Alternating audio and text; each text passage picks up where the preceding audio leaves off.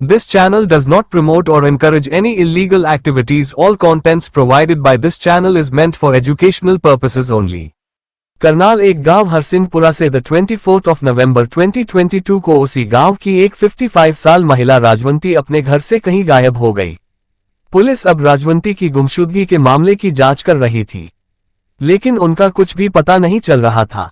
वो अपने घर में किसी को बताए बगैर कहीं चली गई थी। इस सिलसिले में घरवालों ने घरौंदा थाने में रिपोर्ट लिखवाई थी। महिला की दिमागी हालत ठीक थी, किसी से कोई शिकायत परेशानी नहीं थी। अचानक कहां गई ये राज बना हुआ था। ऐसे में अब गुमशुदगी के इस रहस्यमयी मामले की जांच सीआईए स्टाफ के हवाले कर दी गई। इस बीच पुलिस का ध्यान एक अजीब इत्तेफाक पर गया। इत्तेफाक ये कि जिस रोज से राजवंती देवी गायब थी, उसी रोज उसी गांव में एक लड़की की एक दर्दनाक हादसे में मौत हो गई थी।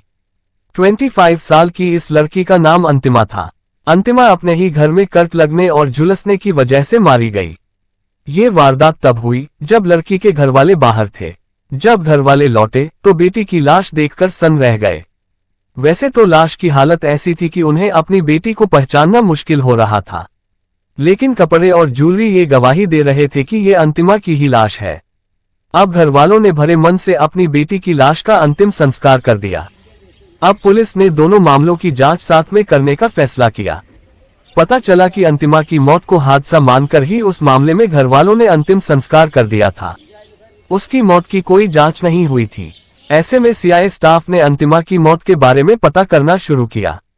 अंतिमा की मौत के बाद पुलिस ने उसके सोशल मीडिया अकाउंट्स की पड़ताल की और इस कोशिश में उसे एक चौंकाने वाली बात पता चली।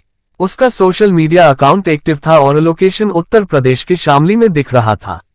अब सीआईए स्टाफ की टीम करनाल पहुंची और उसने सीधे उस जगह पर दबिश दी जहां का लोकेशन शो हो रहा था।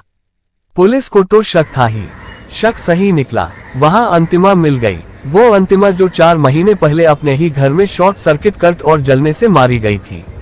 जाहिर है अंतिमा जिंदा थी, तो फिर सवाल है कि मरी कौन थी। जवाब है, मरी थी अंतिमा के गांव में रहने वाली 55 साल की महिला राजवंती देवी। पुलिस के शिकंजे में आई अंतिमा ने बताया कि उसका शामली के एक लड़के से फेसबुक पर अफेयर था, लेकिन घरवाले इस रिश्ते के लिए राजी नहीं थे। ऐसे में वो अपनी मौत दिखाकर अपने आशिक के साथ सुकून की जिंदगी जीना चाहती थी। प्लानिंग उसने पहले से तैयार रखी थी, बस उसे मौके का इंतजार था। इत्तेफाक से 24 नवंबर को उसके घरवाले कहीं बाहर गए थे और मौका पाकर उसने अपने पड़ोस में रहने वाली राजवंती देवी को बुला लिया। इसके बाद उन्हें पानी में नींद की गोली मिलाकर दे दी। जब राजवंती गोली खाने की वजह से बेहोश हो गई तो पहले उसने राजवंती का गला घोंटा, फिर करंट लगाया और फिर अपने कपड़े पहनाकर आखिरकार उसकी लाश जला दी ताकि उसकी पहचान ना हो सके। इसके बाद वो अपने प्रेमी के साथ भाग गई और उसके साथ शादी कर शामली में ही रह रही थी। लेकिन अब पुलिस ने उसे गिरफ्तार कर लिया और साथ ही राजवंती देवी की मौत का राज भी फाश हो गया।